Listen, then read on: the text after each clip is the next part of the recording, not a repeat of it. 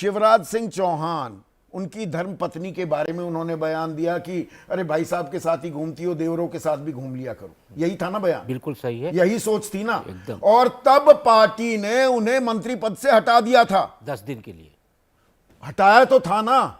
यहां पर देश की शूरवीर, देश की बेटी कर्नल सोफिया कुरैशी के बारे में ऐसी भद्दी बात वो कहता है, 1 घंटे के लिए भी नहीं हटाया। देखिए, मेरा मानना यह है संदीप भाई कि यदि विजय शाह के ऊपर एक्शन हो गया होता तो रामचंद्र जांगड़ा जैसे लोग नहीं बोल पाते। एक्शन नहीं होने और का विजय शाह के बाद बोला जगदीश देवड़ा भी। हाँ, मैं वही कह रहा हूँ, मैं बोला कह रहा हूं क्योंकि यहां पर सम्मान के भाव से मैं ऐसे शख्सियत, ऐसे व्यक्तियों को संबोधित कर ही नहीं सकता, करूंगा ही नहीं। राजनीतिक पार्टियां जब तक जातिवाद की गाड़ी चलाएंगी, इस तरीके के खरपतवार राजनीति में उनकी पार्टियों में बढ़ेंगे।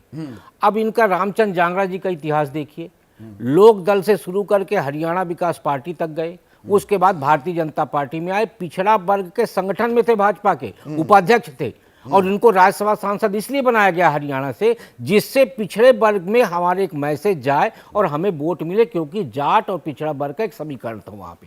तो रामचंद्र जांगड़ा जी कितने फायदेमंद हुए ये तो मैं नहीं जानता, लेकिन रामचंद्र जांगड़ा जी भारतीय जनता पार्टी के गले की फांस बन गए। नहीं, अब कांग्रेस जो पूछ रही है, बीजेपी क्या इनके बयान से सहमत है? ये बीजेपी के कार्यकर्ताओं को संबोधित कर रहे थे भिवानी में जब ये बात कह रहे थे। 2 चीजें महत्वपूर्ण है कि क्या पहलगांव गया परिवार वहां पे युद्ध लड़ने गया था?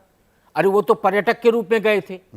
तो दूसरा, वीरांगना, शूरवीर यही है ना, सबसे बड़े वीर इस देश में यही हैं, रामचंद्र जांगड़ा। वही कह रहे हैं हम कि अब वो जो वीरांगना की बात कर रहे हैं, तो पहले तो आपको ये पता होना चाहिए कि राजमाता अहिल्याबाई परोपकारी कल्याणकारी महिला थी। हाँ, वो कभी कुशल प्रशासक थी। उन्होंने कौन से युद्ध लड़े? उनका युद्ध से कोई लेना देना नहीं था। युद्ध में लक्ष्मीबाई, अवंतीबाई, दुर्गाबाई, ये वीरांगनाएं थी जिन्होंने मुगलों और अंग्रेजों से युद्ध लड़ा, उनको परास्त किया। और अहिल्याबाई का तो इतिहास स्पष्ट है कि वो तो धर्मपरायण महिला थी। उन्होंने पूरे देश में, मतलब यहाँ पर कुछ भी ज्ञान बांटा जा सकता है, ज्ञान बांटा जा सकता है, लेकिन ये स्नातक हैं, बीए तक पढ़े हुए हैं। ऐसा नहीं कि अनपढ़ व्यक्ति है और इस तरीके की बात कर रहे। ये पढ़े लिखे व्यक्ति हैं और अपने समाज का प्रतिनिधित्व करते हैं, तब तो उनको पिछड़ा वर्ग का उपाध्यक्ष बनाया गया। तो वो अपने समाज को और देश के समाज को क्या संदेश देना चाह रहे? तत्काल प्रभाव से इनके बयान से अपने आप को अलग करना चाहिए कि नहीं? नहीं, बीजेपी को इनके बयान से अलग नहीं करना चाहिए, इनको भारतीय जनता पार्टी से अलग करना चाहिए। देखिए, अपने बयान से अलग करने का पैटर्न तो बहुत पुराना हो चुका है। तो फिर लंबी कई फाइलें खुलेंगी ना, फिर विजय शाह को कैसे छोड़ देंगे?